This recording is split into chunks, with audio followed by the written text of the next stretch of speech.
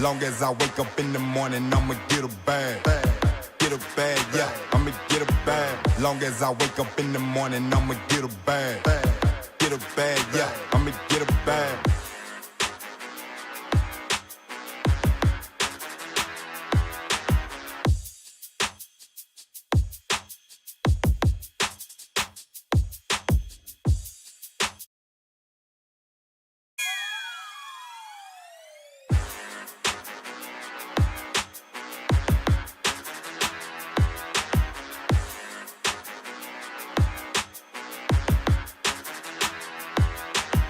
Long as I wake up in the morning, I'ma get a bag. Get a bag, yeah, I'ma get a bag. Long as I wake up in the morning, I'ma get a bag. Get a bag, yeah, I'ma get a bag.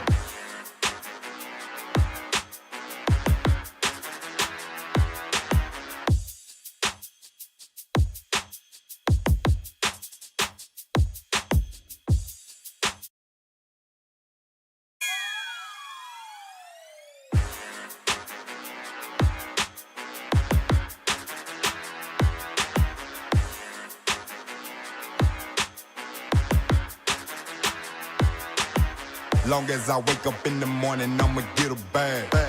Get a bag, yeah, I'ma get a bag. Long as I wake up in the morning, I'ma get a bag. Get a bag, yeah, I'ma get a bag.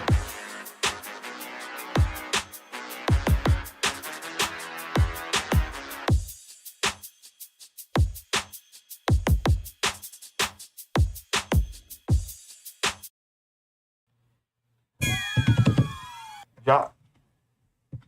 You all good, Josh? All right. Well, what is up? What is up? What is up? And welcome to another episode of Sports Bites. Sports Bites. We are your number one sports podcast, bringing you the best of both worlds, sports and snacks. As always, I'm your host, Randall Horn, coming to you tonight with a special Halloween episode. Hope everybody's doing all right this evening. To my right, we've got my brother behind the mask, Don Schroe. Don, what's going on tonight? Oh, well, man. How you feeling? Feeling great.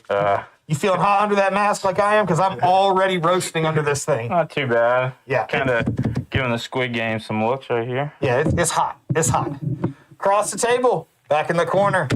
What's Robert up? B. Alec, what's going on, Robert? Sporting not the Nickelodeon The Nickel hoodie. I gotta say, I was Halloween Nickelodeon. exactly Halloween Nickelodeon. I like I was that. highly impressed when I saw that when he came up. That's super Yeah, awesome. that's cool. I don't know if very the camera's good. picking it up, but if it's not, just know That's probably too far. that's an Got some awesome hoodie. Chucky's, Rugrats. And tonight we got a special guest, new guest on the podcast. Across from me this way, you can't tell because he's got the mask on for right now. Young Gunna. We've had another guest on here, the Buckets O' Ducats 2023 fantasy football winner, Ronnie Gramada. Across the table, we've got Ron Jr., Ronnie Gramada Jr. How you doing tonight?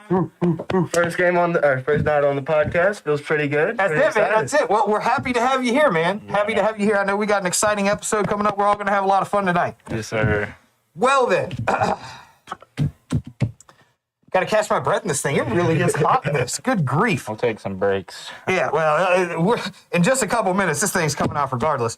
Well, we do want to let everybody know that, as always, tonight we are coming to you live from beautiful Varsity Park Studios at Varsity Park Franklin, Roanoke's newest innovative storage and business center. Check them out on Facebook or at varsityparkfranklin.com. That being said, we also would like to throw our shout out, as we always do in every episode, to you, the fans out there watching. Thank you all so much. Thank you for everybody who's been on board this awesome ride we've taken so far. Thank you for being a part of it. Thank you for all the likes, the subscribers. Thank you for all the comments and engagement. We love to see it. Hope we see a lot of it tonight. I know we've got a few people watching, tuning in for this one tonight. And so I'm just excited to see what we got going on. But again, we do this for you guys out there. We love it. We love you guys. And we just want to thank you so much again for being a part of the Sports Bites family. Thank you so much. Also, we want to throw a quick little rundown out there that we do have a giveaway coming up. So we have decided here on Sports Bites, we've got our 1 year anniversary episode coming up. Oh, It'll be yeah. coming up here in about a month. Very soon. And we're looking to make a push to get these extra subscribers on here. So Christmas is always a tough time. You always got family, maybe kids, all kinds of people, maybe even yourself that you got to buy Christmas presents for. Christmas presents have not gotten any cheaper. So we here at Sports Bites are doing on the anniversary episode a $250 Visa gift card Christmas giveaway to help somebody make the Christmas time a little bit easier and a little bit easier on the wallet or purse, if you will. However, we do have a little stipulation of that. So what we are looking for is 250 subscribers. We're going to need to hit 250 subscribers before this anniversary episode. So that means you out there, everybody that's a member of the Sports Bites family, everyone that's watching, reach out to your people. Tell them, friends, family, anyone who you think might be interested to check us out, to sign up, subscribe, and be a part of this giveaway. Because $250 for Christmas, I don't know about you guys, $250 for Christmas is going to help me out a lot. Yes, sir. So we want to get everybody on board, but more than anything, we want to do this giveaway to help somebody out, especially around the Christmas time. So Sounds good. I think that that'll be a fun one. But again, got to get everybody out there to reach out, get their people to subscribe. The only other stipulation, you got to be on that night. Got to be on for the anniversary episode. Got to be on there to comment so you can be a part of it for the giveaway. Very cool. Now, we don't have tonight our director of snack content. No Brent tonight. No doubt. Robert looks devastated. But without, so happy. without a director of sports content, I'm just poking. I'm just looking at you, Oh, okay. and it's just, yeah. Sweltering in here right now. I would take it all. I'm going to, as soon as this gets said, this is coming off. But yeah, so we don't have our director of snack content. So tonight I decided maybe we'll mix it up without Brent being here. Halloween episode, we got Halloween in 2 days. And I thought it would be a little bit easier and a little bit nicer. Maybe we just munch out on a big bowl of Halloween assorted candies. I don't know about you guys, but I'm fat. I love candy, so it doesn't bother me one bit. And also, doing a little teriyaki beef jerky to cleanse the palate a little bit here and there. So we're going to be munching out on that, and we'll do a little Halloween candy talk at the end of all this. Okay. But now that that is all said, whew, oh my God. Oh, I can breathe again. Oh, man. I needed to breathe for a minute. All right. So, I'm not even joking how hard it was. All right. Dang, I look cool. You can't even see me barely. Oh, all right. Moving on. Here we go. Oh, man. I know that Josh is telling us we want to throw our shout out to Josh, who's behind the scenes again, working remote to get this thing rocking and rolling. Josh is texting me right now, and I know that right now we are experiencing some little laggy issues, some problems with the Wi-Fi here at the studio. So hopefully that'll clear itself up here in just a few minutes, and we'll be able to rock and roll even better. So, Yeah, it'll be Let me get some of that teriyaki. I was thinking about teriyaki. all right. Woo. Now, Get some water. goodness gracious. Yeah, I think that's okay. Teriyaki does. Yeah, I've heard. Well, so it's no surprise we been gone for a couple of weeks. You know, technical difficulty for 1 week. Took a week off, planned week off of vacation. Back in the studio, so there have been a couple happenings. Now, we're going to hit on a couple things, but for the most part, I do want to kind of keep it current.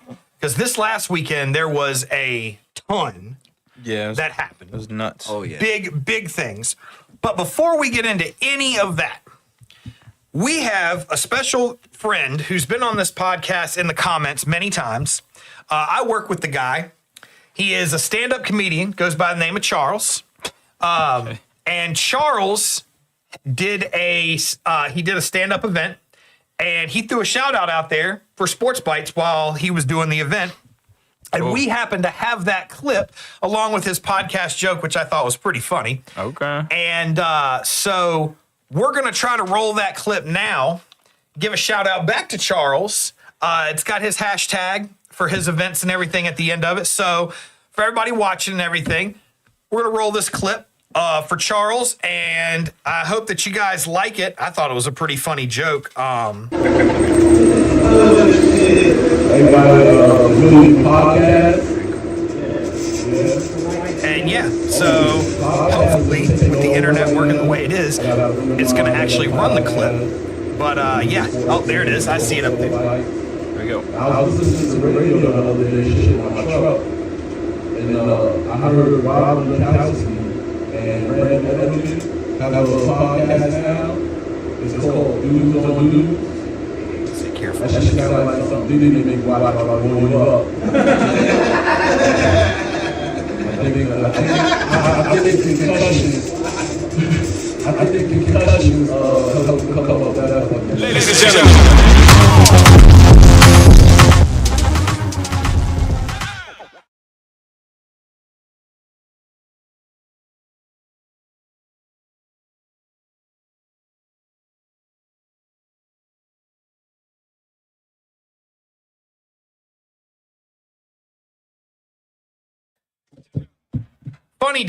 Funny dude. Charles is the man. Charles, thank you so much for the shout out to us. We greatly appreciate it. And the shout out right back to Charles.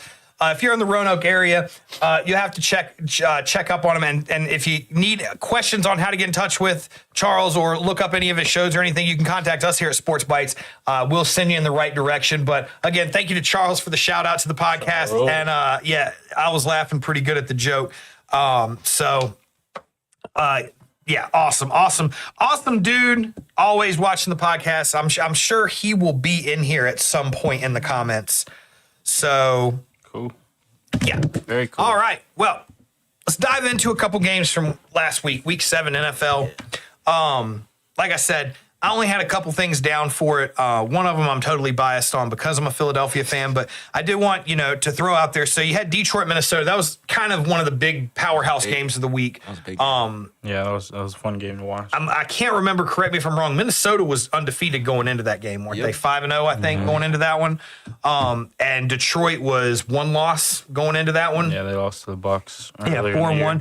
4-1. Detroit comes away, super close game, 31-29. Minnesota drops that one. After this week now, Minnesota's dropped 2 in a row, and Detroit is looking like a powerhouse right now. Young team. They look very Jameson good. Williams being suspended for a couple weeks kind of hurts a little bit, but I mean, they got St. Brown. The dude's a monster. I'm like, he's going to make up for it, and they have a great roster behind him. Yeah, they have a defense is complete solid, team. too. Yeah. Absolutely. Complete team, for sure. So I'm interested to see them down the stretch because I believe, they've got the talent to go Definitely 2 big Super a good Bowl ways. Yeah, I mean, I think we've talked about it a few times already this season that like they do have the roster that staying healthy could probably take them quite a ways They were into it this 2 year. or 3 plays away from getting there last year. I mean, Offensively, at least. Defensively, they are still a little suspect in places, especially without Hutchinson. Yeah. But Yeah. No like Hutchinson. their secondary, they're a little suspect. But I mean, their offense is so good that right. it almost doesn't matter. They But keep them off the field, like we've talked about. Like you don't have to have the best defense if your offense is great and they take up 65% time of possession. Your defense is going to stay fresh. Well, and I think that's why, they do have a good defense because they don't have to be on the field as much. Right. They're staying more rested. Even if you don't have all your star players, you got guys with a little bit fresher legs by the end of that game. That's going to matter big time, when you come down the stretch in these long fourth quarters. Yeah, for sure. But yeah, that was a close one. Exciting game. Big one for me was Philadelphia in New York. Saquon's return back to the team that drafted him. Everybody that's seen Hard Knocks knows the ownership at New York did not want him to go, especially to Philadelphia. Nope.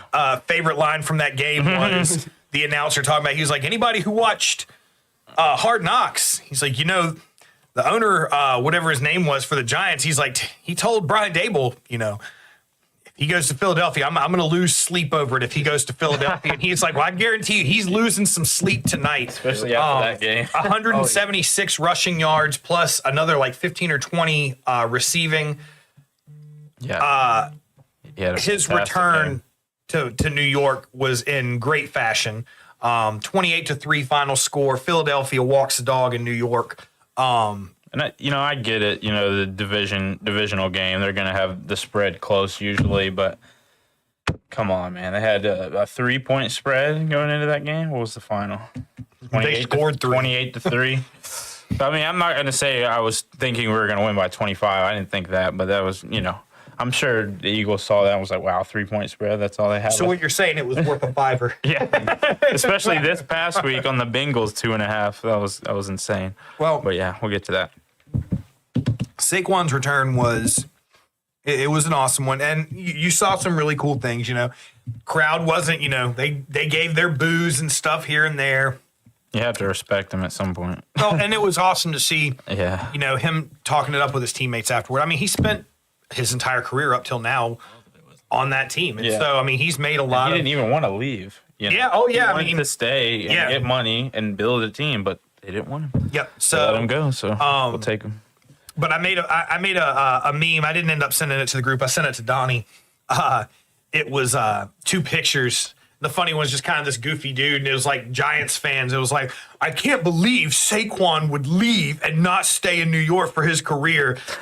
And then it was on the bottom was the dude who's like, it was like Saquon watching the Giants' offensive line give up 8 sacks against Philadelphia. No. I'm like, he's in a good place. He's got a good line. Unfortunately for him in New York, I don't think they were ever going to really put together the line that he needed to at least feel like he's going to have a long, successful career there. Right. If he wants a ring, it's going to be with Philly. Yeah.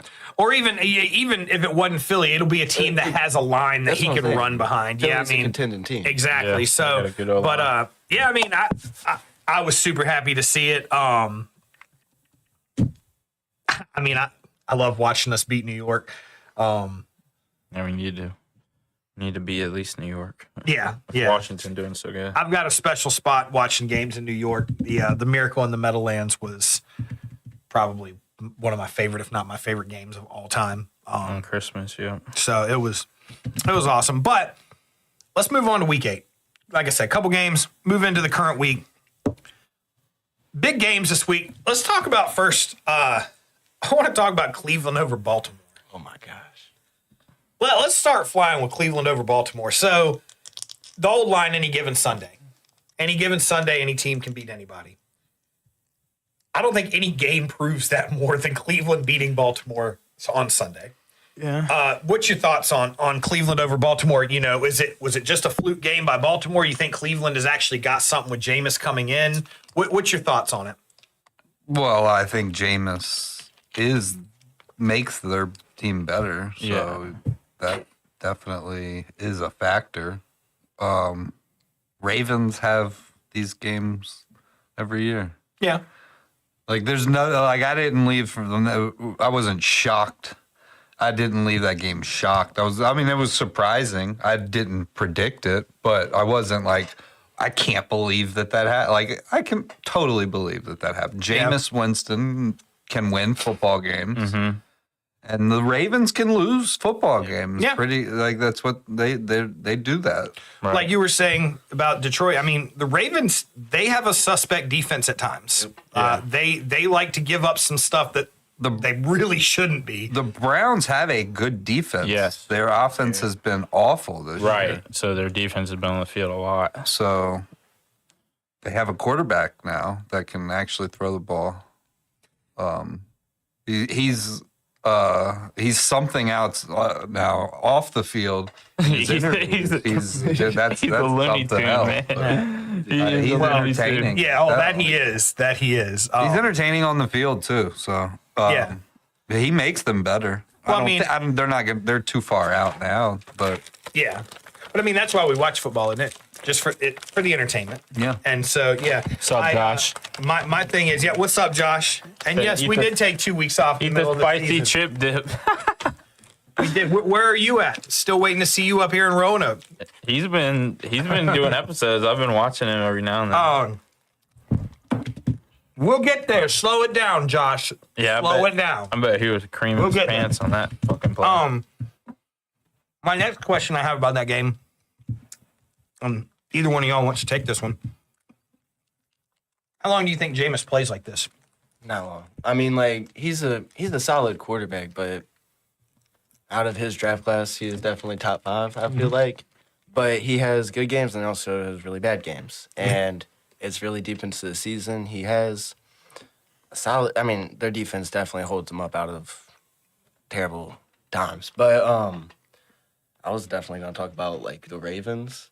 Like, I don't know. I feel like they just had a terrible game. I feel like they're a really good squad. I feel like Derrick Henry, Lamar Jackson, it's a powerhouse in the just backfield because you got a Russian quarterback. And then also they got like 500 pounds with their backs. Like Derrick Henry weighing 250, and then their fullback weighing Ricard, 300 pounds. Yeah. Yep. It's just scary, and I'm surprised how the Browns stopped them. Yeah, but like Rob was saying, they have a great defense, and Watson's kind of been selling them this year because they've been on the field so much. They haven't been able to show their true talent, and Winston was able to have drives happen, get touchdowns, and their defense was able to show how good they are even against the best offense in the NFL.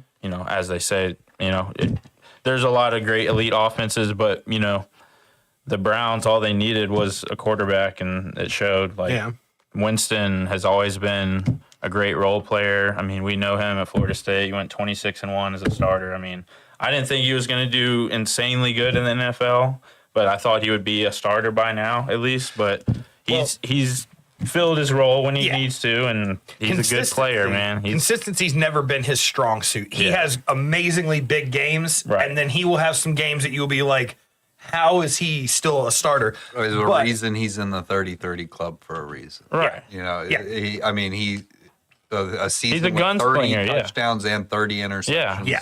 That's At ridiculous. least he's slinging the ball, though. Well, and you think in his role, a lot of times, I mean, when he was in Tampa, when he was in New Orleans, there was a few times when he had to come in and play that the coach was just like, if you're a smart coach, his game style is just like, hey, let it go.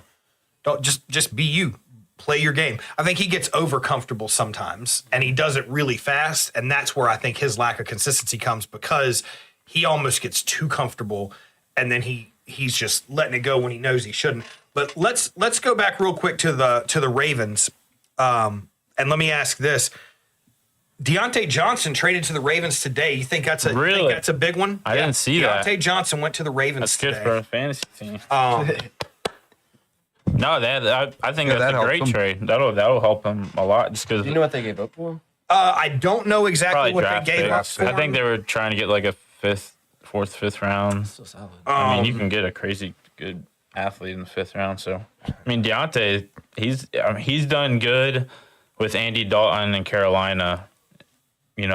His few good games. I mean, he has the potential to do well wherever he goes, and he'll definitely fit in. His wiki has already changed. His Wikipedia is already saying he is a wide receiver for the Baltimore Ravens. Yeah, Lamar will do better with him than Andy Dalton. But I mean, and Bryce Young, Rashad Bateman, Zay Flowers, Deontay Johnson. I'm like that. I mean, they have offensive depth in Baltimore. They have, and likely in Andrews that are ridiculous, and absolutely and Henry, of can't course. leave them out. I'm trying to see what they. Dang, that's nuts. What they gave up for him. I think they were talking about a 5th round pick. They were trying to get a 5th round pick.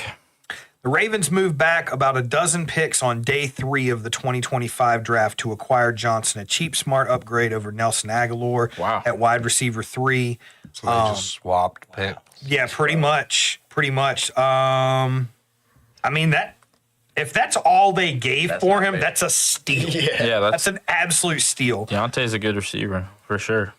I feel like there's been like a lot of not necessarily unfair trades, but like teams just kind of giving them away. Go. Yeah, Amari Cooper, Devontae Adams. Well, and crazy. And Amari, so Amari. Yeah, it's funny. No one gives up anything for Amari Cooper except for Jerry Jones. Yeah. That's a good point. I didn't even think about it like that. Jerry Jones gave up a 1st round draft pick for him to the Raiders. Then a few years later, traded him for a 3rd round draft pick. Yeah. Crazy. But I mean, in reality, when really it didn't make sense why. Yeah. Yeah. Why did you do it? But at least, I mean, at least you got some for him.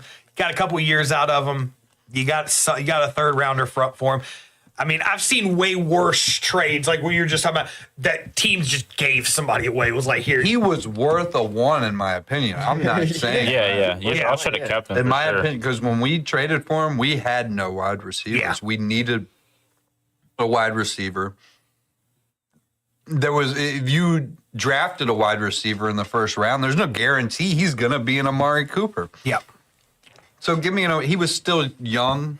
Give me an Amari Cooper. He's still young. Yeah. That's what's crazy. Like The thing they said about Amari Cooper when he got the trade to Buffalo was they said so far this season, I believe Amari Cooper led the league in drops. Now that's a skewed stat though, because the NFL there's a lot of bad passes that the NFL considers Yeah, and drops. Deshaun I was feel throwing like. in the ball. he has those. He will drop. Yeah. But Everybody he will. His explosive plays, he makes them make up for it. Yeah. He's a good route runner. Just Absolutely. I don't know about bringing him in, but I feel like he just didn't have I'm not hating on that quarterback, but Hate on him. Yeah, but I don't think that they had like a great quarterback. He didn't have a reliable person throwing him the ball. Now he has an actual. Right. I'm not saying Josh Allen's a really good quarterback, but he can throw the ball pretty well. Yeah. Get him the ball. I feel like it's going No, he has a really good late season. quarterback. Yeah, he'll Yeah, give I was him- gonna say he's he'll definitely give got him better Well, opportunities. Josh Allen, he's also really good or really bad, but he's picking it up. Yeah. I think one he's pick not all year in getting. those I last think games. this year, I don't think he's getting. No one's talking about him as MVP enough. Yes. I don't. And that's I don't get why everyone's still saying Lamar. Like, why? Yeah. Like, he Allen's had a good doing year, but the yards, Ravens are not dominating in any way. Yeah. None of the standard dominant teams in the last couple years are really dominating this year. I mean, Yeah, look at Mahomes Kansas City. isn't They're having getting the year. lucky every week. Watch. Every Yep. week. I mean, for Baltimore, watch out for a pissed off Cincinnati team that's 2-6. That still pretty good in my That has opinion. a ton of weapons. I think still. they're still pretty good. Cleveland team that just proved how good 2-6 they is were. too big of a hole to. It is. I know, but they're going to be playing them down But the they're- road. you're and they're looking going at to be looking busters. to winning those games. Yeah, they're looking at. and then they got to play Pittsburgh, who's proved how good they are this whole year. They're So pretty defensive. Baltimore's got some tough games ahead. Problem with Pittsburgh that I have is, and I feel like it's going to happen more through the season, is the flip flopping quarterback thing. I'm like, I feel like, Oh, they're stuck with Russ. No, they're with Russ. but they're with Russ now. But say Russ has 225-yard games where he throws 3 interceptions. They'll still be with Russ. I don't think so. I think they go back to Fields again. I don't think that's going to happen though. But he seems to be cooking. Pretty, Yeah. They just have a great run game, and he's limiting his mistakes. He's throwing good balls and not throwing the pressure balls that he used to throw all the time. Like, They have a good run game. They have a fucking second stringer who did just fucking enough to get Robert a fucking win on Monday night in his fucking fantasy who, league. Jalen Warren. Did Yeah. I win? Yeah, Warren put up 6 points. I needed In him. my league? Yeah, I needed him to stay below 4, and I was gonna win. And he put Yeah, up Warren- 6 points, and now I'm Warren's a tied for solid- first place with 3 other people. Wasn't even. I didn't even know. Like, That makes it even worse. Yeah, he Robert. didn't even know. my team is so bad in my league that I wasn't Well, even looking you just at my. beat- I I had such a bad week in our league that I wasn't Watching hockey. I was 1 game ahead of everybody, and no offense, but I went into it thinking like, Hey. well, Robert is the struggle team right now. I've got it this week, and man, I was half. I did see that, like,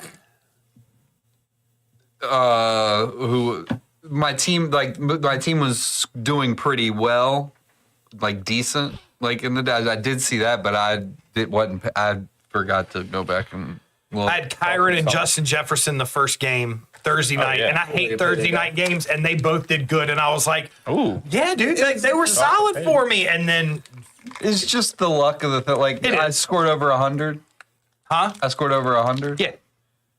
It's the first week I think I've scored over 100 in that league all season. My lowest, It's just other the than luck one of like, oh, you happen to catch me on like a crazy, weird, good week. other than one fluke week where I think I had 2 guys get hurt, I haven't scored under 125 points in your league at all, There you go. and was like, How about Rob? He scored 140 on me last week and then goes 65 this week. I've done well, the same. I've done the same thing. Trust me. I've had. I've done the same thing. I was like second in points yeah, going into this past week. Yep. But Nico Collins is out, DK Metcalf is out, Chris Yep. Godwin is out, McCaffrey. which takes away from Baker. Baker, I think. So I like it. everything everything went to shit. Well, and I played McMillan. Mason got hurt Because they were like, oh, McMillan will take over Godwin's role. He fits perfectly, And then Baker was like, oh, McMillan, you think I'm throwing you the ball? No, here, let me give 23 receptions to Cade Otton. Yeah. And I'm like, Yeah, Cade's amazing. yeah, Cade, he had a great game. But Well, I need some players to come back. Hopefully McCaffrey comes back soon. Yeah. Nico Collins comes back soon. Maybe DK comes back next week. I don't know. had I think heard, they're and all I don't trying know, to come back week 10. I don't know the legitimacy of it, but I had heard a rumor about Christian McCaffrey not coming back this year. I could see that. Something about like it was Achilles, that he had an Achilles Well, injury he's that ended up already being, talking about them putting his pads in his locker next week because he wants to start Really? practicing. Well, that's a good sign. Yeah, they that's a opened good a sign. practice window this week. Because that was I read it. I can't remember. I want to say it was either CBS Sports or Yahoo Sports that I read it on, was talking about the possibility that We'll see. he doesn't return, and I was like, I still think if and when he does return, they shouldn't give him a crazy full workload. Like they should just. oh yeah, They got that dude Gorindo, who's been great. They got Jordan backup Mason. guys. Yeah, they got good backup guys that can fill a role. They don't have to have him in on every play. They'll have him in for explosiveness and keep Robert's him like, fuck fresh. that. He's in every play.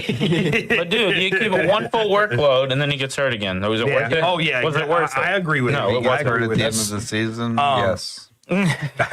Well, They want to win a Super Bowl, so I don't really care about that. so we hit on Cleveland over Baltimore. We had They don't care Detroit. about my fantasy team. I don't care about their football team. right. We had Detroit played Tennessee, absolutely stomped Tennessee. So Detroit now 6-1.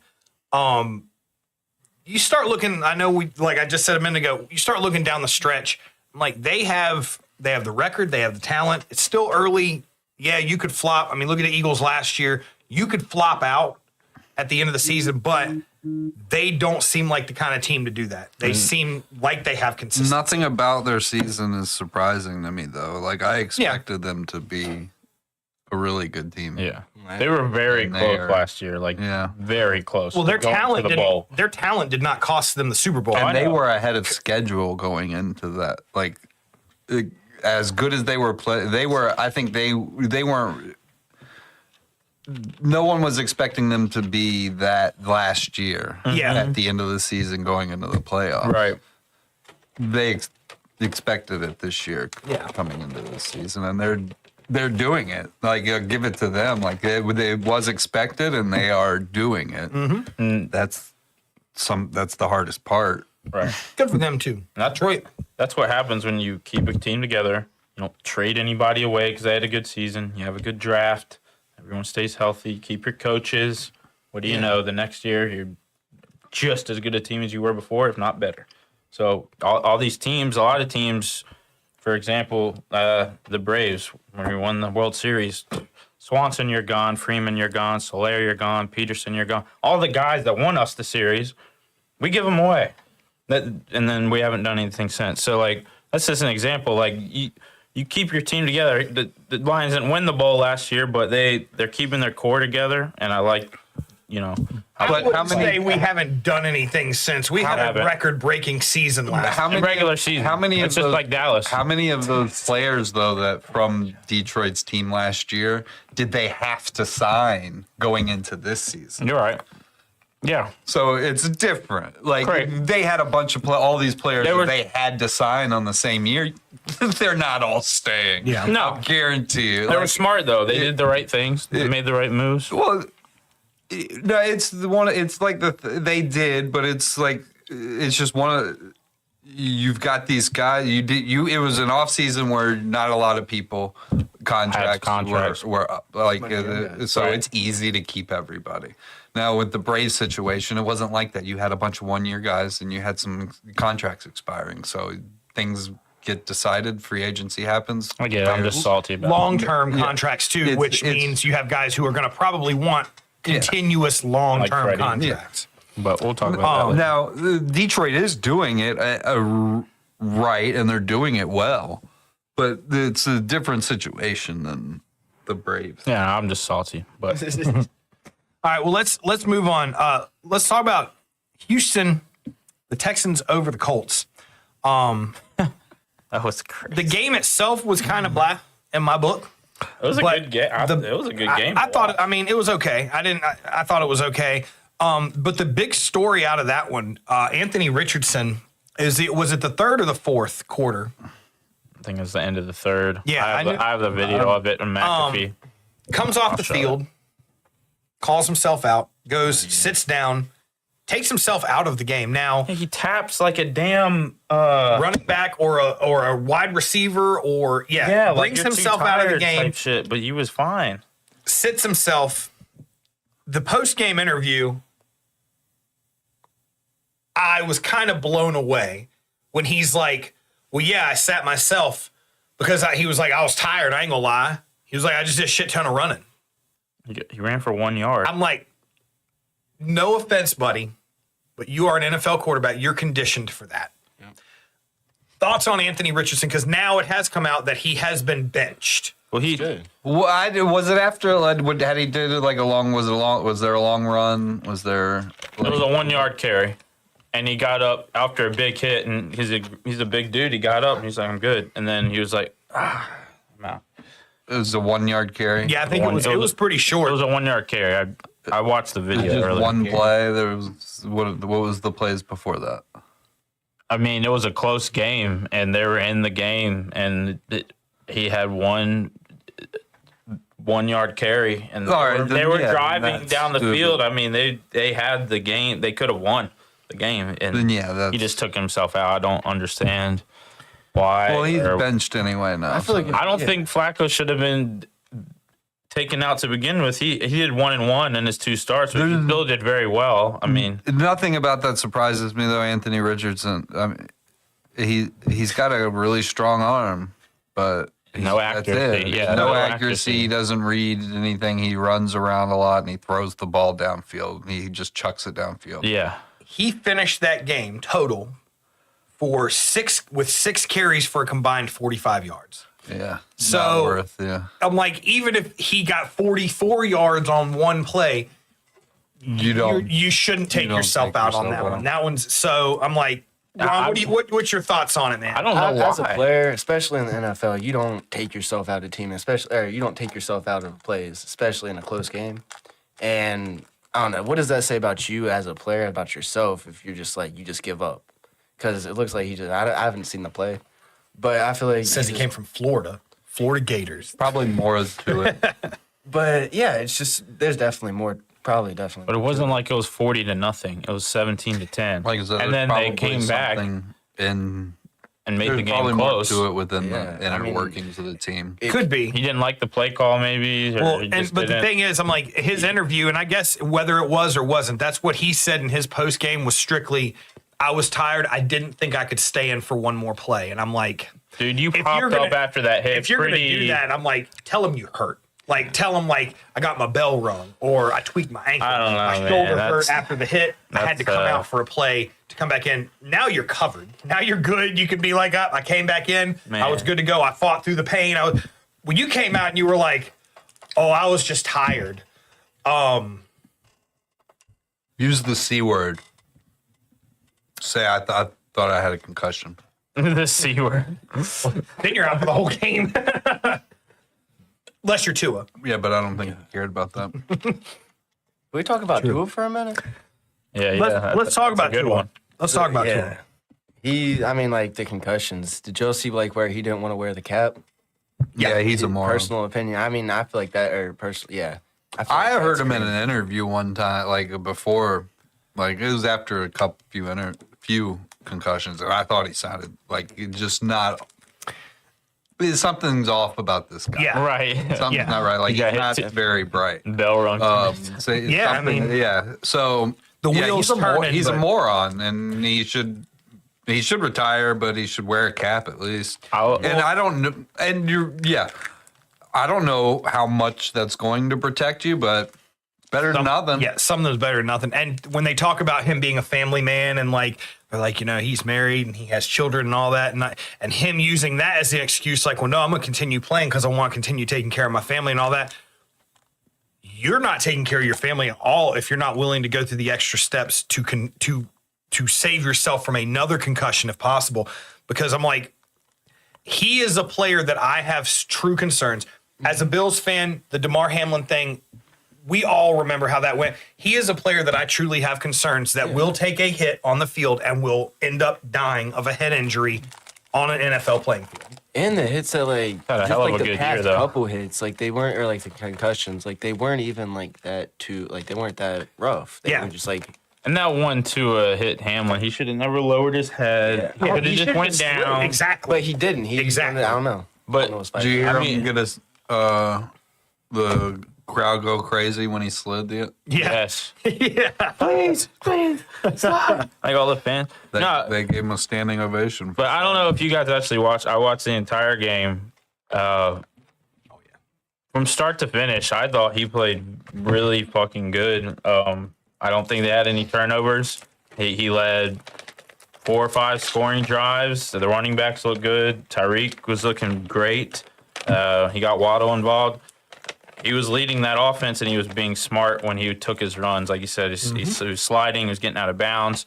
He didn't take any sacks, I don't think. That might be a little bit of luck factored in there because they were playing a weaker Arizona D-line. But, he came in and proved his guts right there. And, it took a game-winning drive from Kyler, which he's done 2 weeks in a row. He's just been playing berserk lately to win that game at the very end. So he led his team, and he did very well. His defense kind of sold him at the end of that game. I thought he deserved a win in his first game back, but I didn't think he played bad at all. I don't agree with him playing, but I'm sure everyone was nervous watching him, but dude, he was slinging that thing down the field, man. So I'll fun ask to watch. all three of y'all then. So simple question.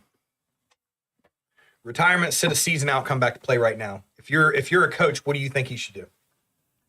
After everything he's been through, and a couple of those were bad concussions. Take it easy in the offseason. I don't think. You think he should still come back for the rest of this season? Yeah, he's going to play. He's going to play. Well, he already has played. That's what I'm saying. But He like, just asked you what you think he should do. Yeah. If you're a coach, you're an NFL coach. You've watched this guy take 3 huge concussions in his career now. I think all 3 of them have been in the last 2 years. Yeah. It's a progressive injury. I'm like, these things get worse. if they go 2-8, yes. If they lose the next 2 games with 2 and maybe 2 close games, they're 2-8. Season's over. Yeah. but then There's no reason to play him. You're good. Sorry, go ahead. But like their last game with Tua playing, they didn't even do that good. Their offense did good. Their defense did terrible. Yeah, that's kind of true.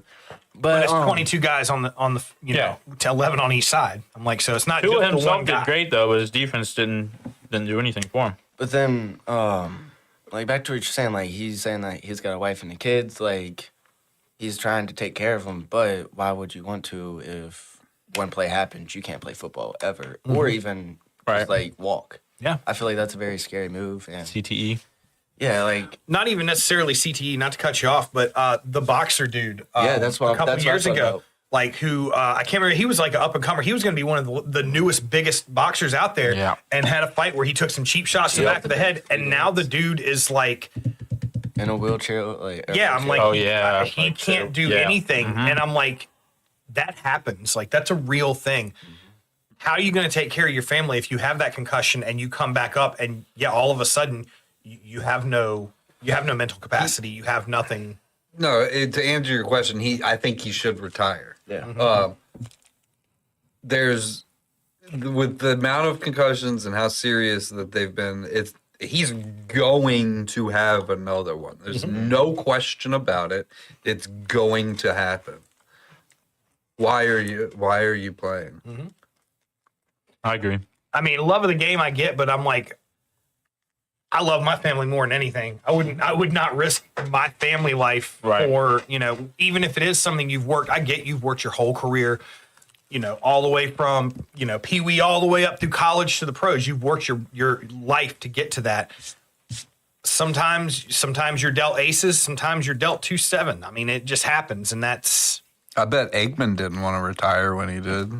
How about didn't Kellen Moore retire early because of bad head injuries, or just a few real bad injuries? He retired real early and I mean, became there's an OC. Yeah, there's a lot of guys who wasn't have that like great. He wasn't that great, but I think injuries. He was just like, I'm done. I'm not. I want to be an OC. I'll get paid to be an Possibly. OC.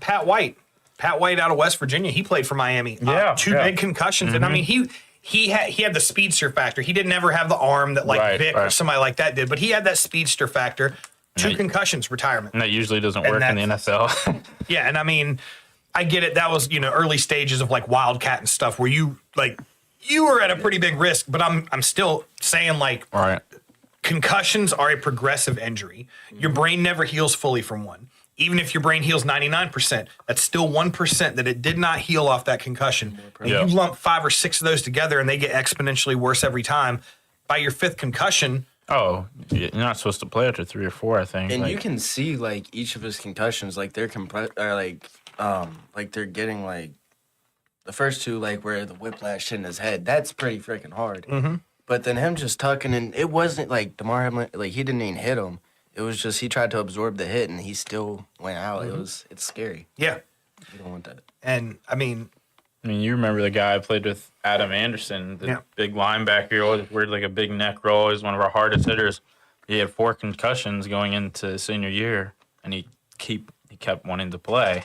And he was like, "Coach, I can play." I was like, "Dude, like you're fucking crazy. Like you're gonna get hit again. You're gonna get another concussion." I think he got real lucky and survived the whole year, but then he went to Concord, I think, and got another one, and it was done after that. So, well, I think you got to think. The bottom line is football is a violent sport.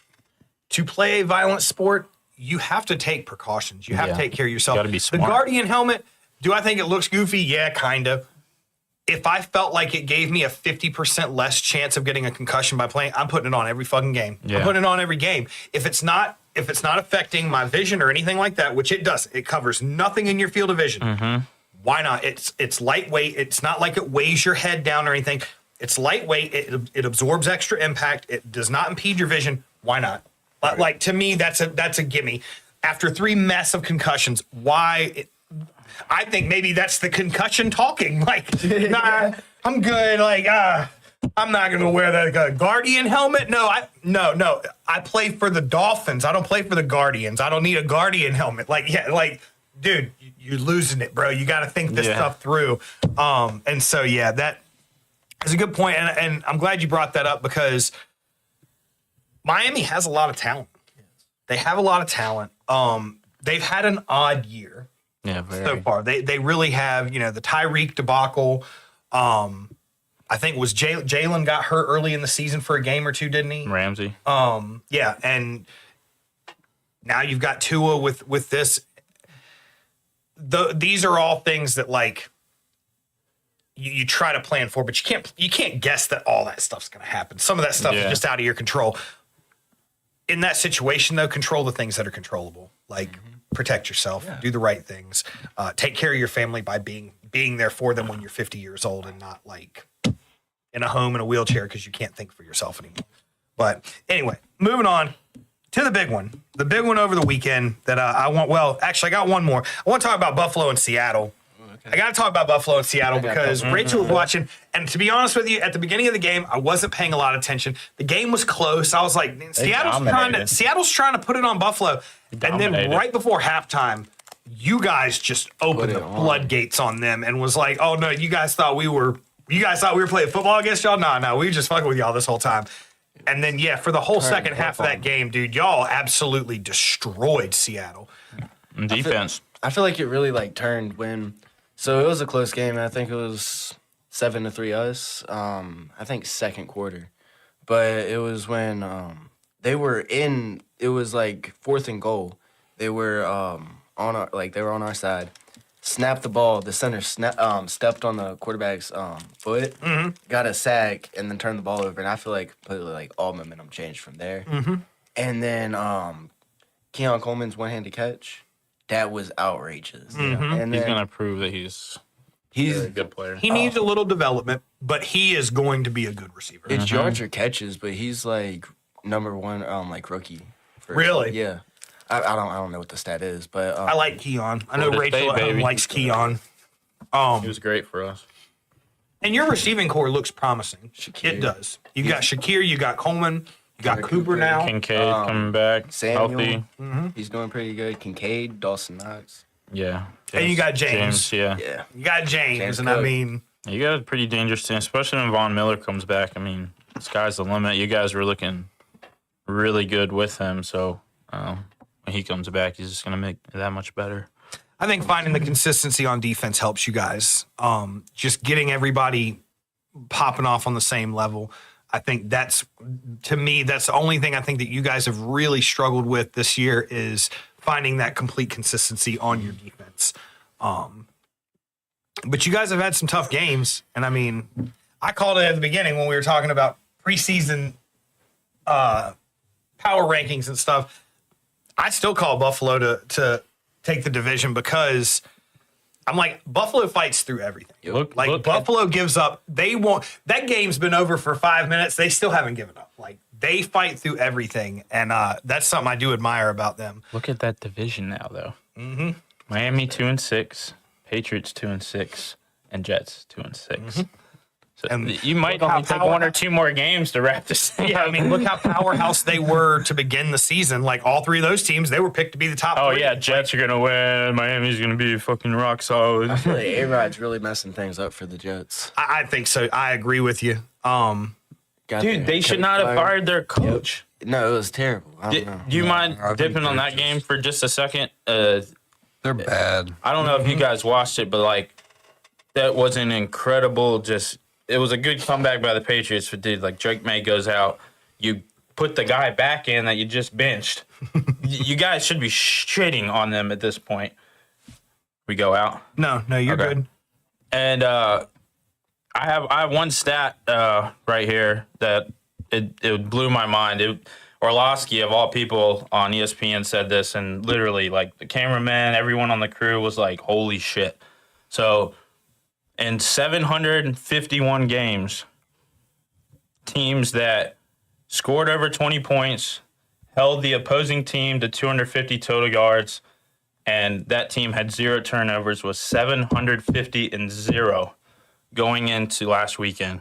The Jets just became the first team to have 0 turnovers, scored above 20, and held the Patriots under 250 yards to lose a game in 751 games. You want to talk about bad luck? That is the epitome of bad luck. Like, you can't get any worse than that. Like, literally, history says so. Like, they have fucked their season. I don't care about Adams or all these crazy trades they're making. Like, Rodgers destroyed their season. He was the reason that Salah left because Salah was just trying to give the man a hug. He's like, oh, fuck you, dude. Like, you're not giving me a hug. He didn't say fuck you. So when he put him away, he said too early. Still, though. He came out, he said too He's early. just trying to celebrate with his quarterback. And I agree with you. Give me a break. But Aaron Rodgers was supposed to be the Messiah for New York. He's the He was opposite. supposed to come in and save everything. We've got a number one defense. Opposite. We've got all these weapons on offense. We've needed a quarterback. He's the guy. Got hurt first game. Messed up. Yeah, I mean, and that I mean, yeah, since then, I mean, I don't think he's fully recovered because every week he has a hip, ankle, leg, some kind of problem going into the game. He's questionable every week. You know And who then the Jets- somehow, boom, he's good. you know who the Jets need, don't you? Just need to bring back old Perk Rogers. They need to bring Yo, back Zach Kirk Wilson. Rodgers They need to back bring in the back game. Zach Wilson. At least he can go 7-10. I don't Like think last year. all their whole issue is Rodgers. No, it's a lot. Their whole do you the think? organization. Think Because just the they're- Jets being the Jets. They just gave away Salah first. They don't have a head coach. Like, fuck. Well, I think that it's funny. Yeah, he has an argument with a coach on the sideline. And a week Game later. ends. He goes and has a meeting in the front office, and then an hour after a meeting in the front office, their head coach is fired. And guess where Salah went? He went to the damn, isn't he, where'd he go? The Kansas City? Or I'm not he sure. went somewhere as like an assistant, like an offensive assistant or something. But I know he's where on a I'm good going. team now. I'm going home on the couch because they're going to Hold on. owe me money on my contract. I'm gonna look that- I'm 'cause gonna they look just, that up. yeah. I'm like, shit. I'm gonna watch the rest of the football I'm not season, gonna go work. right? Well, Green Bay, he's helped to bring some spark to the offense if they're not sparked already. let's move on. One more. Salah? That's what it says. It said brought to Green Bay to help offense. Offense? Isn't he a defensive guy? I'm not sure. Oh, you're right. Yeah, Before we move on. he said The what? is being brought into Green Bay to help Green Bay's yeah, that's what I offense. got, yeah, However, his perspective on defense is a little bit better. I've been waiting for that one. Yeah, Oh, he'll yeah. probably be a defensive guy. Well, yeah, let's talk about it because I've got one more game I want to talk about before we move on to the World Series for just a The few only minutes. one that's common so far. Yeah, so let's. I know. I'm wondering if he's number 5 waiting in the room just for us to talk about the Commanders. Let's talk about the Washington Miracle on Sunday. Karma, Karma, that guy. And I figured, Tyree. Dude. So I'll let you go. sorry. So before you say anything, I will say this. It has come out. So he was not taunting fans. He was not taunting fans. What was he doing? He was hyping. So there was Bears fans right there, and he was hyping the Bears fans up, trying to get them excited because we won the game. Unfortunately, you play till the last whistle. It doesn't help his case that he literally was the player who the ball hit his hand and went into Washington's receiver's hands. That is karma. I'll give you that. That's karma. You should have just stayed in the game, worried about the play, and then celebrated. Now, I've seen both sides of it, but I have seen 2 or 3 reports today that have said, and I think actually your dad, talking to your dad, I think he had said it too, was that he was not actually out there trying to talk shit to Washington fans. There was Bears fans in that section that he was hyping them up, trying to get them excited because they thought they had won the game. And then disaster strikes. That's not as bad, but yeah. I still think there's some taunting involved because even if there were some Bears fans, he was like, and then he was like, fuck y'all. I remember him at the end. He was like, fuck y'all. I'm going to go do this real quick in the game. And he did end the game. He tipped that shit right up to the other team. Yep. And that was, I just saw a video of him on the sideline with 2 random dudes that are in the front row. They were like, he was like, I'll bet your mortgage on the game. Shook his fucking hand. He better pay that man's damn mortgage now. Whatever paycheck he's getting this week, because he just shook his hand on the damn mortgage bet. He's like, I wouldn't give that guy a fucking cent. I bet your mortgage. Still. Some random guy in the stands. you gonna shake his hand? Oh, because I shake your hand, I owe you a fucking house. I got video proof. You're Get like- the fuck out of here. You're like, I don't know you. I'm not giving you shit. I bet your mortgage. Don't shake his hand if you don't know him. I bet your mortgage. Then at the end of the game, he's like, yeah, Don't 1 shake his month. hand. 1 month of your mortgage. Still, dude, he was betting on the sideline, then he was fucking talking shit at the Or end, I'll and shake his hand and then never see that guy again in my life. Still, I'm going man's to the bet. locker room. Man's Good bet. luck catching up to me. Not the point. Man's bet, and he fucked his team. Well, the game, Caleb Williams struggled big time in that game. I think they both were. But Jaden was playing with a rib injury. Yeah. I agree with you. Swift did his job. He helped keep Chicago in it. And he was the reason Chicago had the lead at the end. The reason that they lost that game was handing it off to a backup center on the 1 yard line instead of Swift or Rashawn Johnson, who scored that touchdown with 20 Yeah, seconds that was left. stupid. That was why they lost the game. They had it in control. They gave the ball to not a fullback, to the backup center who was acting as a fullback, and he didn't even get the ball as soon as they handed off. Here you go. I mean, and you can mean- criticize the Bears. Like, we can criticize the Bears. Like, they still came back. They took the lead, and except for a Hail Mary. yeah, They they're a call it great a team. Hail Mary because it's a prayer. Exactly. It's a It's a prayer. prayer. It was answered this time. But I mean, if not for that prayer, the Bears came back and won that game in the 4th quarter. So I mean, I'm not gonna shit on the Bears. I mean, good congratulations. Just bad luck, Bears. So I mean, Bad luck, yeah, Bears. that sucked. I'm not gonna. I'm not going to like push up the win for Washington either because of like you gave up a fourth quarter lead, you would, if not for the prayer, Right. like you would give it up. So like Yeah. that, and then I'm not saying they're bad either. Like they are a very good team, and they need like they are. But I mean, if not for a prayer, they should have lost that game. I agree. But I thought Chicago played the better. but I mean, it ended up being a good game.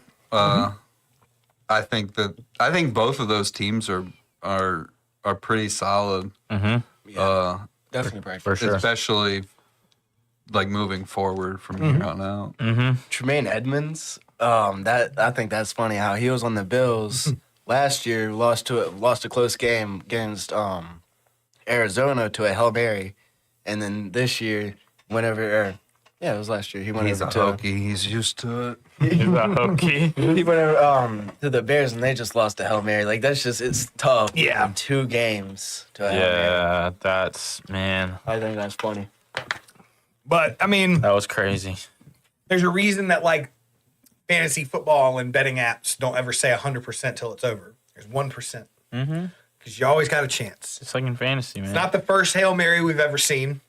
It's fun to see though. Especially, as the sports last moment. play of a game. But it was a spectacular moment. It was. Yeah. It was a big one. I mean, Jaden made that play. He was rolling, and then all the line was blocking. He rolled another way, and then stepped into he the bought throw the time now. finally. Chicago didn't really 65 bring yards. it. Like, I will say, Chicago didn't bring it, No, they obviously. didn't, yeah. But, he did. He bought time back there until he could let it go. Hell of an arm. I'll give him that, too. Like, hell of an arm. I think it was, 65 in the air? Yes. Something like that. That's a great pass. And they were keeping a spy on him, too, in the middle of the field. I'm like, he's not going to run for a 52-yard touchdown. Why isn't that guy back trying to bat the ball? Yeah. Why you have a spy? Yeah, but one more Chicago Bear up jumping up wasn't gonna. All that's I gonna know, do is but- put more hands in there to deflect it up. But it. I'm blitzing with him before I'm pulling him back. Exactly. I would at least blitz Yeah, I'm with going to him. bring him in there and try to He's rush doing that nothing row. in the middle of the field. He was If you would have doing put more nothing. pressure on the quarterback, like a Hail Yeah. Mary, it's a Yes. long developing play. If you would have You put have to step into it. Yeah. Like Rogers' miraculous Hail Marys, like he's freaking evaded They traffic. should- and you don't worry about containment. Who cares? Yeah. Let him run. Let if him he go. runs. Yeah. He's ending the game if he crosses that line of scrimmage. He's Exactly. They Exactly. had what 6, 7 people back there. They only were rushing 3. Yeah. And they Yeah. kept a spy in the middle they for had some weird reason. They had 7 back, 1 center, and 3 rush. And Yeah, it was weird. yeah, it was weird. it was an odd. And I mean the optics of The odds of him, it, yeah. like not like looking at the play or whatever. The optics is awful. I don't think he was really like out of position. no, yeah. There was nothing. What was he gonna do? What else was he gonna do? I mean, I think maybe somebody should have been back there with behind the play with Brown, but there it wasn't really that. So I don't think it's really the Bears didn't do anything necessarily wrong there. It's just one of those plays. A miracle for a reason. Kind of mad because if they lost that game, we would have been in first place, at least for a week. Well, I did see a video on TikTok today, and it was a dad. He's got this like baby girl. He's laying on the couch. Oh, yeah, his all the buddies are over watching. there watching, and I'm like, and he's the game's over, and he's like, whatever, and I'm pretty sure he That gave that baby- kid shaking baby syndrome. That- After that, 'cause that kid was like. That kid was traumatized for the rest of his life. I remember when woke Dad- up from a sleep and is just staring back up. Right, his dad going, I'd like to know what the parlay was. Like, it had to have been a decent one for him to be that excited about it. What was it during the Redskins game? $5 to win 15. No, Exactly. no, it was like an 8-game parlay, and the last one was Washington over Chicago. Yeah, I knew and it the was guys 8 just, leg. like, I knew it was fucked 8 leg, but I was like, I can make an 8 leg parlay that goes off at like plus 300. Like, But you can make it happen, but I With want 8 to know games what. with $100, it was in the thousands, whatever he won. Yeah. But yeah, it was kind of a funny moment. Poor kid. Poor kid. Yeah. And I mean, and the kid, on top of everything, the kid's got to grow up as a Commanders fan, probably. He's gonna remember the day his dad shook the shit out of him. That kid's Hail gonna grow Mary. up hating Commanders. Right. Yeah. That was a test also to see if Slipperhouse was still in here. I don't think he's still in here. Nah, I he was does his. waiting for it. He I does was his waiting for pod it. later in the night. But yeah, so it was a good week. Like I said, not a lot other than that. Arizona over Miami 1 point. Shit on Bengals. Los Angeles over Minnesota. Minnesota's lost 2 in a row. LA got Puka and Cooper Yeah. back. I was saying, they had they're a a big different game with their team. guys They're coming looking back. fantastic. That offense also. I tried to offer Bob a desperation trade, and I should have done it a week earlier. I might have gotten it. But Yeah, you told me about that. yeah, just What's that? well, he needed a quarterback. He didn't have a good quarterback, and he had some buys coming up. And I had Caleb Williams, and I was like, Caleb Williams had 4 solid weeks in a row, and I was like, I'm just gonna say I've got Patrick Mahomes. I'm not worried about it. And I'm like, so I told him Puka was on IR for 2 more weeks, and I was like, dude, I'll give you Caleb Williams for Puka while he's still on IR, and Caleb's hot, and he turned it down, and I'm like. Yeah, Bob's at home laughing at me right now, like, yeah, look, Puka had a great game and Caleb shit again. he knows Puka is going to come back and do well. But yeah, I mean, it was Chargers over Saints. Philly over Cincy. Yeah, Philly over Cincinnati. Cincy had a 2.5-point spread. Pittsburgh over New York. I feel like they're about to bring the hammer down on old Brian Dable. He's going to end up being a coordinator. How about back in Daniel Buffalo Jones? before it's Just- all said and done? I mean, I'm not too mad at that. Just play Drew Lock. I mean, why?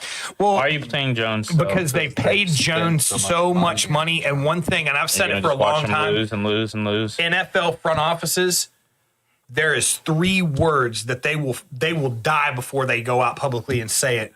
We messed up. Yeah, after They one good don't year. want to say that. They want to look like, oh, we had reasoning for it, because truthfully, in the NFL, that kind of money thrown around, that's how people get fired.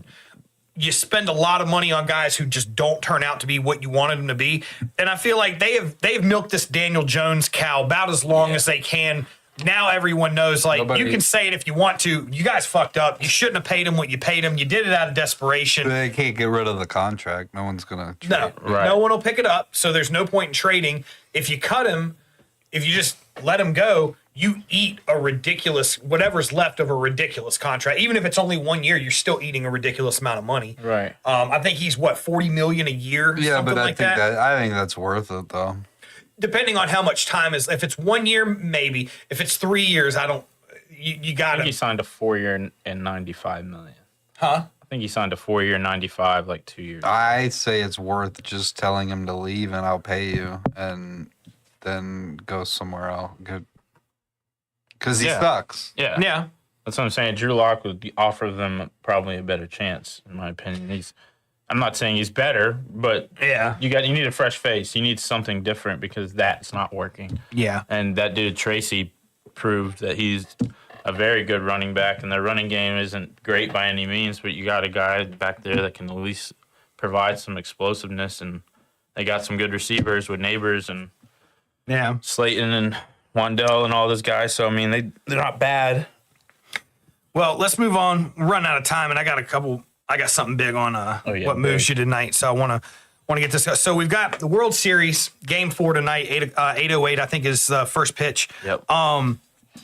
Who all in here saw the Dodgers going up 3-0 over the Yankees in this World Series? Because Oh, no, I thought you meant like saw. I watched it. no, you did. In my dream. I like it.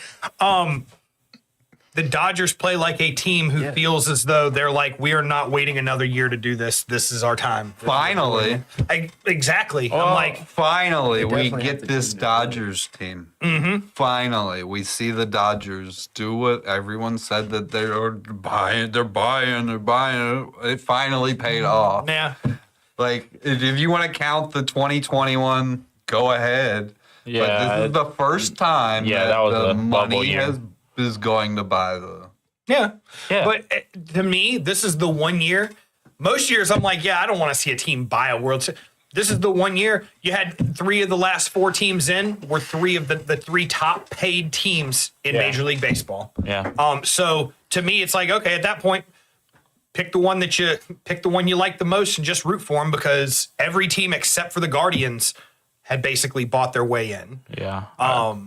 So I'm super happy. I'm repping the Ohtani jersey just because I'm super happy for the Dodgers. I think that Grand Slam broke the Yankees. I think Oh yeah, did too. That was. I mean, dude. I mean, Judge was already broken, but I think the rest they're just dejected after that. Charles was telling me, it was either Charles or my buddy Don at work was telling me there's a picture on Facebook and it was Judge up to bat. It was him standing in a stance with no bat in his hands. It was like Judge's at bats this World Series. But I mean, I know you've hated him. I have no love lost for the Dodgers because of the Freddie thing. I love Freddie Freeman. I'm like much love to Freddie, and I'm so glad. Like, I'm happy for the guy. I'm like 35 I can't years not old. be happy for him. He's doing what we didn't think he could. He's doing what a lot of naysayers said that he couldn't. I knew he could. I knew he had plenty of years left. I'll tell you now. Papadopoulos didn't. So Freddie Freeman, as of last night, has now Homer in 5 straight. 5 straight World Series games going all the way back to 2021 with the He ain't Braves. worth nothing though. 5 home runs don't in need 5 him. consecutive games in the World Series. That's awesome. That's an awesome stat. And all he wanted was 6 years. We just kept giving him 5. I mean, we're not here to argue it. Another thing is that's what has been reported, and that's what's been. We have no idea. He said he didn't want to leave. We have no idea what went on between negotiations. Yes. We don't. There may have been so many things that could have went on between negotiations that kept those two apart. Like, it may not have just been as simple as he wanted 6 years and they said no.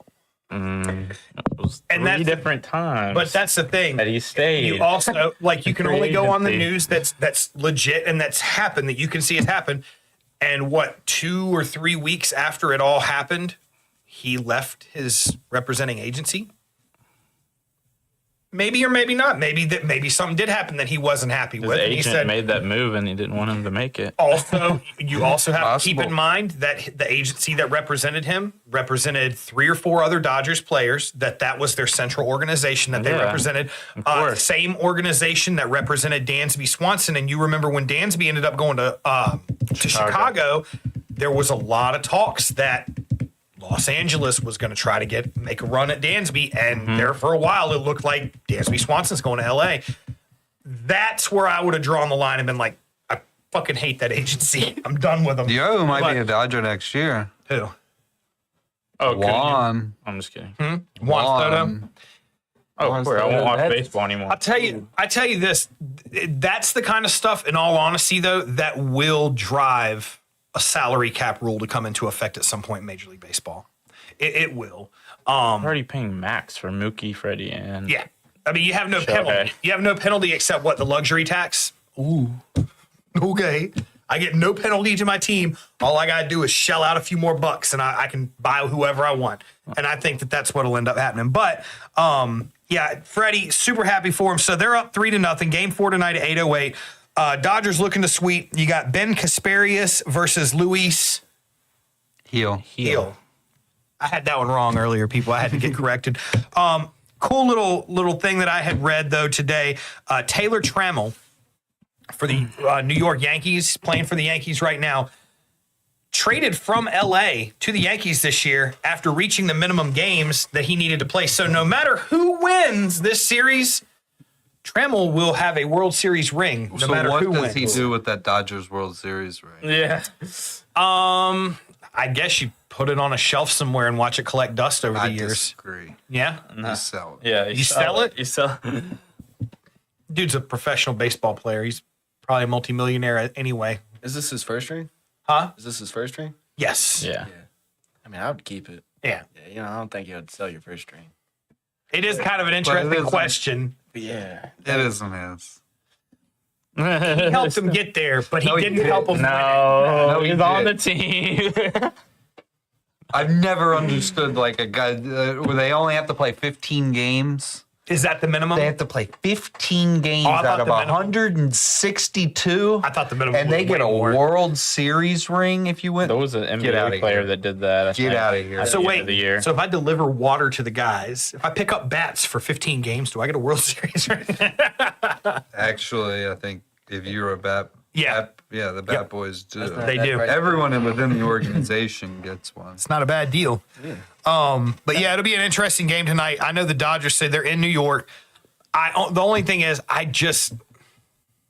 I'm not saying it can't happen. I have a hard time believing that New York will go down without taking It's a one bullpen game tonight for the Dodgers. So Yeah. if the Yankees have any heart, Yeah. if they have any heart at all, they win this game. Well, I think So I hope they lose. with what the Dodgers have had too, like people don't realize this, but they were down Kershaw, Dustin May, then they lost Tyler Glasnow, who was their number one. Let's not. They really didn't have a lot of pitchers going into the Let's playoffs. not put Kershaw as a big, yeah, I know. a big loss. 'Cause He he's came not back and then he got hurt again, but Glasnow obviously was a big Glasnow's loss. A big loss. But And Dustin Flaherty May, you know. been great since picking Yes. him up. Yeah, Flaherty was a Bueller big. is pitching like he He used to. Who? Yeah, was supposed to.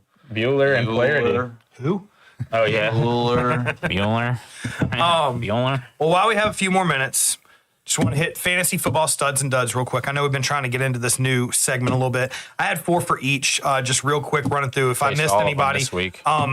duds I had this week: Jordan Love, Caleb Williams, Amari Cooper, Jordan Mason. Everybody flopped in that group. I thought Jordan Love got hurt though at the beginning of the game. I had him. He was doing really Two good. of those that you named on my team. Are they? He flopped because he got hurt though. He hasn't had any bad games. Well, I'm not saying why. He just dudded on the points. Yeah. You had studs this week. You had fucked me CeeDee in my Lamb, big money number league. 1 scorer in fantasy football this week. He had a huge game. Yeah, well, they were mop-up touchdowns. Still points though. Right. Jalen Hurts, You Bo just Nix. looked at me like your CD Lamb, your boy. Oh no. I didn't even see the touchdowns because I wasn't even watching the game at the time. Who gives a fuck? I did not look. They almost I did came look back. at you like that, but No, that they was not didn't. why. I thought CD was were on your close. fantasy team. I thought you had CD on your fantasy Last team. year. Oh, okay. That's why I looked at you like CD top scorer No, in the fucking- league this fucking week, buddy. Oxlong had that, but now he's in first place somehow. CD almost outscored my whole team, probably. Oxlong jumped in first place Um, with that last win. Yeah. But yeah, Jalen Hurts, Bo Nix really developing, starting to develop well. And K. Dot, and I know we kind of talked about him earlier. Yeah, he had a breakout. He had a big game as well. With, Mike Evans being gone, Godwin, he's out for the season. Otten is going to get an expanded role. Yes. At the end of the day, still a tight end. He's going to have some limits as far as when teams start really putting defenses on him. There's, when he's getting double covered, how's he going to do in those situations? But for this week, they had a good game plan because, like I said, I picked up Palmer and McMillan thinking like, oh, one of them will be good. I'm going to play McMillan Use and their see running how they backs both a do lot. it. See, man, neither one of them got shit during that game. They use So- their running backs a lot too. I But, need Nico Collins to come back. dude, tight ends though, with Cade, National Tight Ends Day this past Sunday. I think only 2 or 3 tight ends from a team didn't catch a touchdown. This dude had a 8 or 9 leg parlay with like Kittle, Kincaid, Andrews, Ingram, all the top tight ends in the league. And then freaking Kittle caught that one. That was a flag at first. They called offensive pass interference at first, and they called it back. Dude won like a fucking $51,000 off a $100 bet. Damn. 51, and he was just sitting in like a normal living room, just like a normal house, nothing Yeah, luxurious or but he's anything. probably made a lot of those $100 bets before hitting that one. Yeah, 51K though, that'll pay off all those bets maybe. Well, before we run out of time, because I've got a really important one tonight, I want to move on to what moves us. Because tonight's a big one, first week back and got a everything. good But one, I too. had a bit of an emotional one myself. So who wants to kick this thing off? I'll let somebody start. You got it, Don? I'll kick it. I'm not What gonna do you got? steal yours. I already know yours. So yeah, we talked about Freddie. He was, besides Chipper, he was one of my favorite Braves to ever watch. I've watched him since he came into the league. Hated to see him go, but I still love watching him play. I respect the shit out of him. That Grand Slam was one of the greatest things I've personally ever watched, besides him hitting that one-off hater in the playoffs. Like, I've never seen anything like that before. The craziest thing happened, they announced after the game. So Kirk Gibson, 36 years ago, was playing with a leg injury, on the same leg as Freeman. He's a lefty. 8:37 p.m. on the dot. He had a walk-off home run to win a World Series game for the Dodgers. That exact moment, 36 years later, Freeman hit a walk-off grand slam in the 10th inning. So that game maybe shouldn't have been in the 10th inning. It was in the 10th to win that game and probably propel them to the World Series win. No pitch clock back then either. Still, though, man, just like the odds of that happening. Yeah, oh, just yeah, astronomical, you know, like the same exact time, the same exact, and it went to the same exact point in the field. That's crazy. The announcers were like, "She is gone," and like the same exact time. It was wild, dude. It was the craziest thing. That one. I watched it. Yeah, man. I was in goosebumps, Cool. man. Like it was insane. But yeah, that definitely moved me a lot this week. And, Absolutely. You know, I hate on the Dodgers all day, but I'd love to see Freeman get a second ring, and they deserve it. Yeah. I hate the I hate the Dodgers with a passion, but I hate the Yankees much more. Like they're the equivalent of the Cowboys to me. Sorry, Rob, but I just hate every year. I'm saying World Series or bust. It's just like, man, they haven't had a great team in a long time. Good regular season teams, but not a good overall team. Yeah. Oh, yeah. That's a good one. Guys, who's taking the next one? SpongeBob SquarePants. Hold on, he's finishing this quick. I don't get the. What moved me this week is quick. The only thing that's moving me is the Yankees losing the World Series. Nice. I know you love it. Nice. And the fact that like they thought that they came back in game one, took the lead, and then Hearts ripped out with a walk-off grand slam.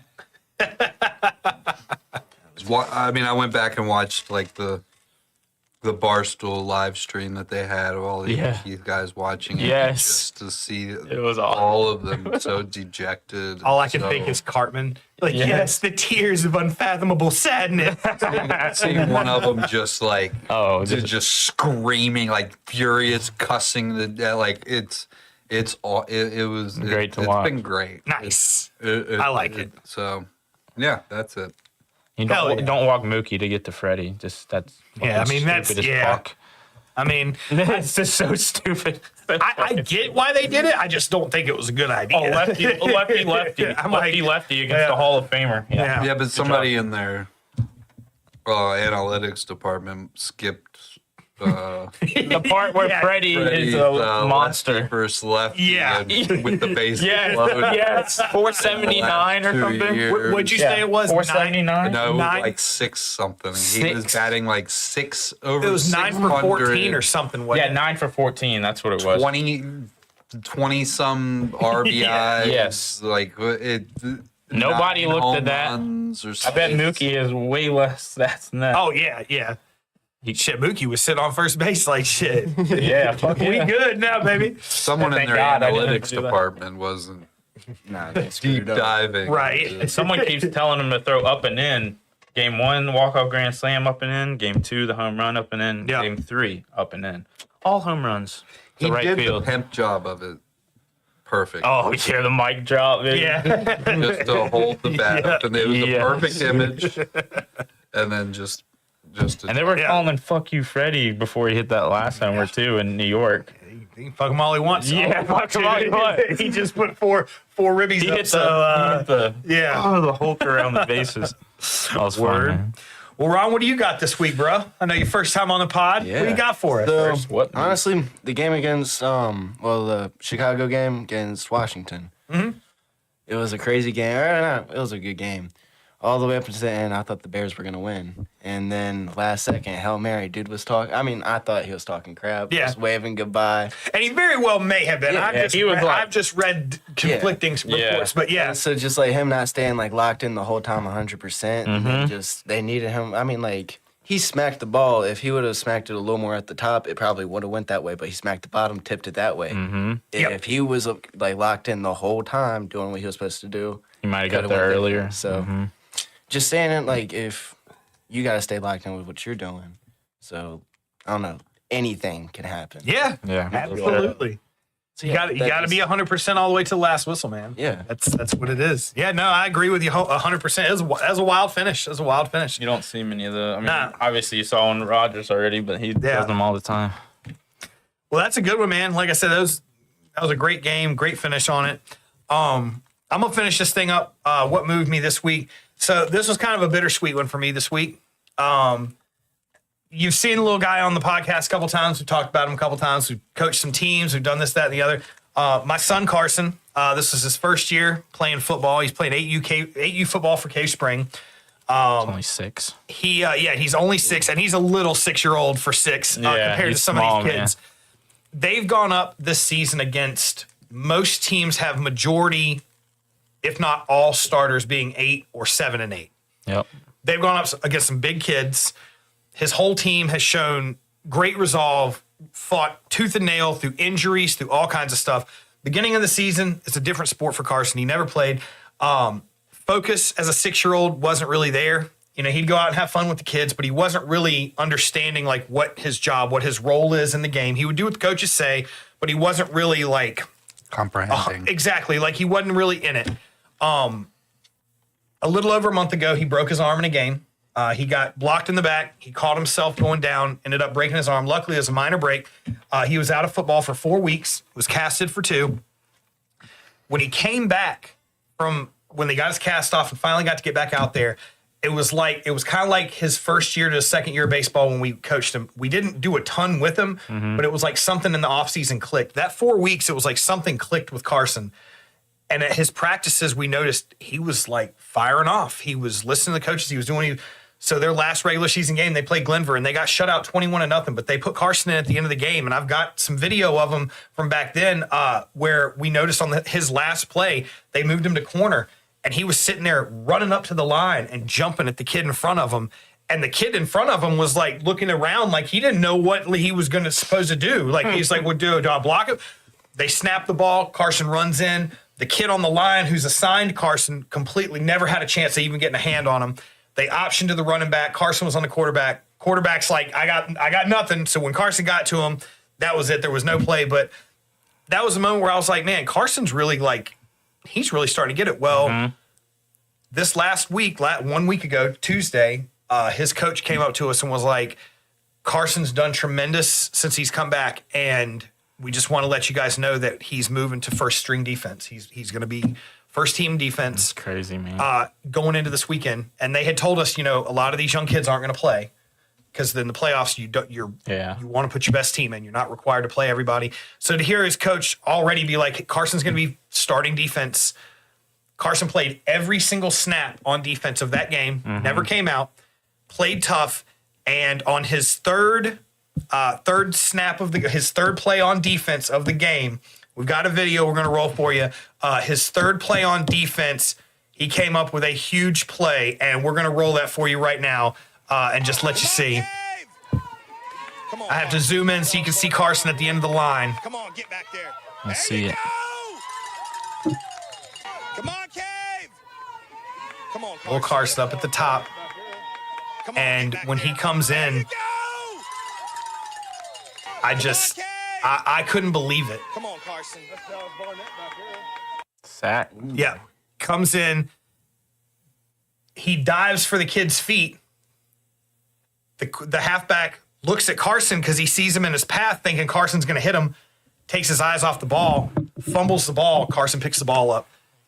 Causes the fumble recovery on his third play on starting defense. And then all game long, That's awesome. He played, dude, he fired off all game long.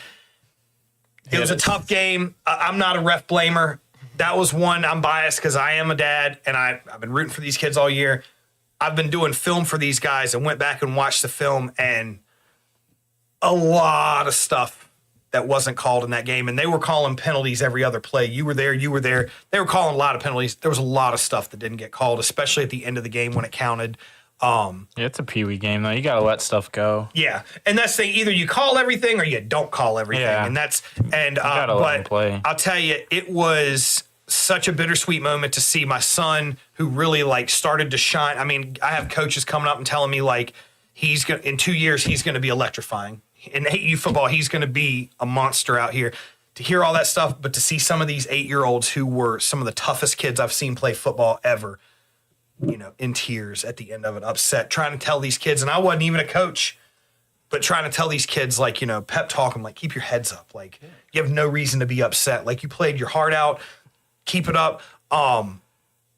We got home. Carson rode home with me, and we got home, and it was kind of a quiet moment coming in. And Rachel was like, is everything all right? You guys all right? I'm like, yeah, I mean, he cried. I cried.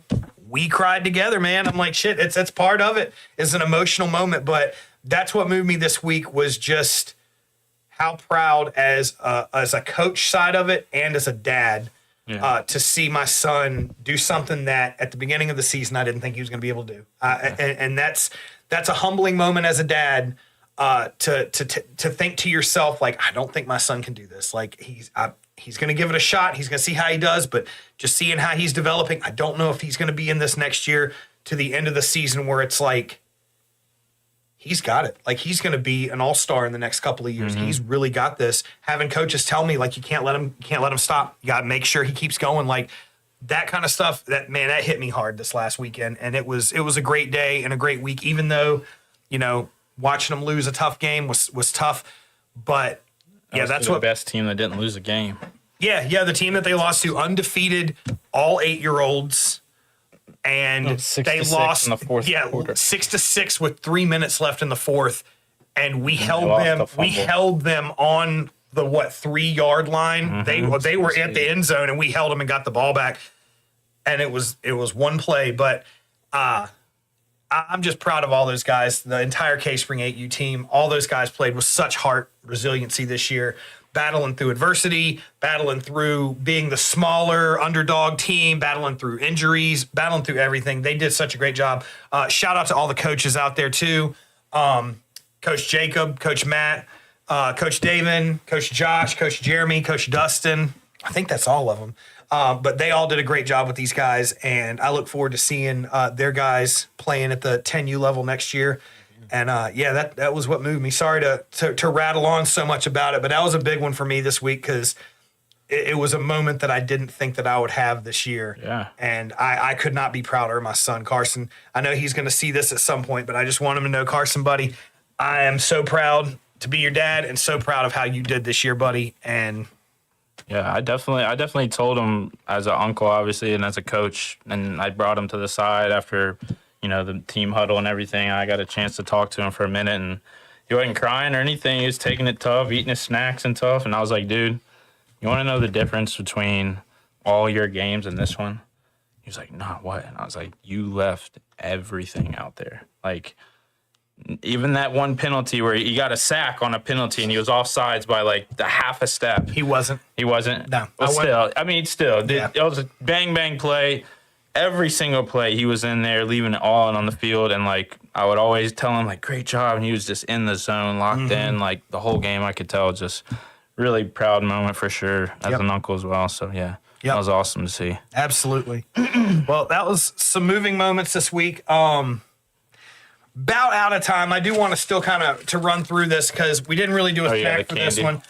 So I just kind of wanted to go around the horn. Being Halloween in a couple of days, we were all kids at one point. Or I mean, Ronnie still.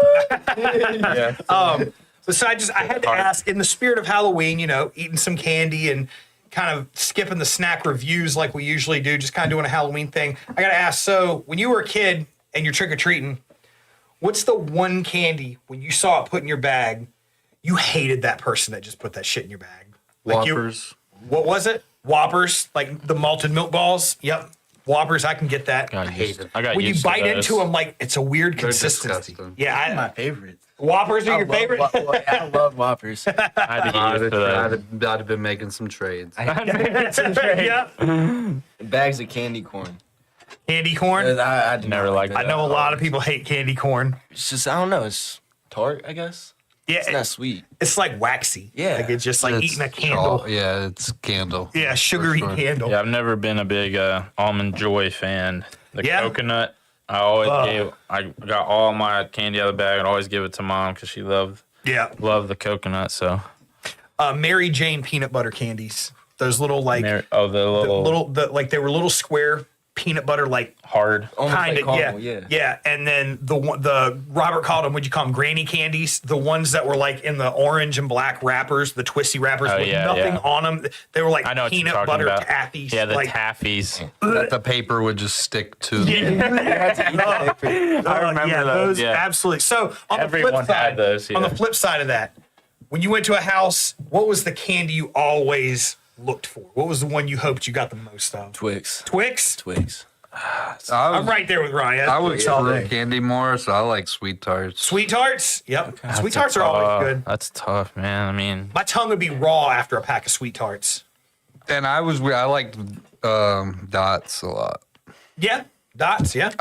For some reason, I like the. You like a lot of the gummy stuff that we I had. love like, gummy and fruit. Yeah. That's my kind of. probably old fashioned Reese cup, you know? Reese cup. That peanut butter chocolate combo, man. I've always been a big fan. I don't like the peanut butter, and I think it's because of the Mary Janes and the Granny I'm a candy, fan like, of- ruins peanut butter for me. I was happy for Reese's. Yeah. Yeah. Well, Always. like I said, Halloween coming up in a couple days. Like, I hope everybody out there stays safe. Everyone with kids, it takes them out trick or treat and make sure they stay safe. Hope you get a lot of good candy. Everybody in Roanoke, 5080 Stable Road, full size candy bars for kids coming to our house this year.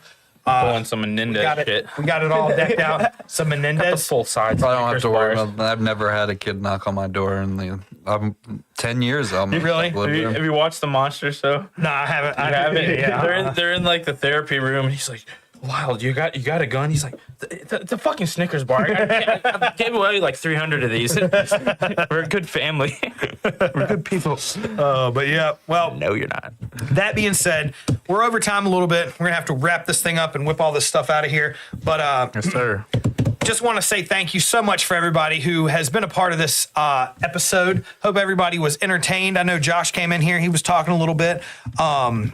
Yeah, a lot of people said they were. Yeah. You're working right now. Yeah, I'd say it's that time of year. I'm like, everybody's busy and stuff. Hopefully everybody kind of comes back in and watches the episode after it's up. Yeah. Maybe throw some comments and stuff on there. But we want to thank all of you that have been a part of this. Thank you so much for being a part of the Sports Bite family. We love you.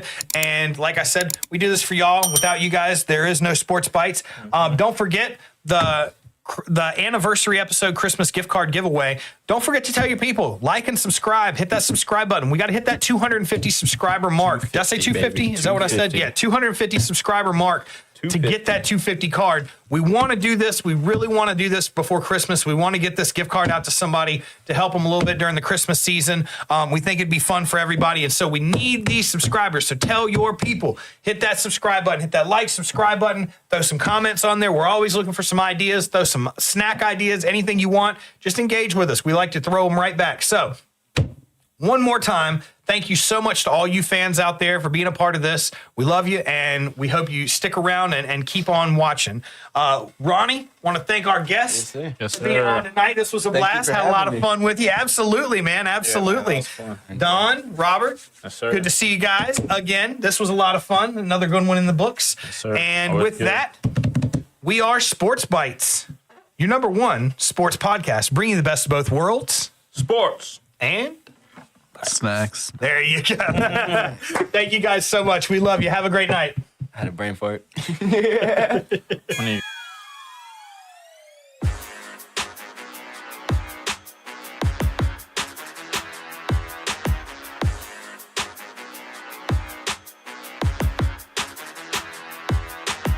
Long as I wake up in the morning, I'ma get a bag. Get a bag, yeah, I'ma get a bag. Long as I wake up in the morning, I'ma get a bag.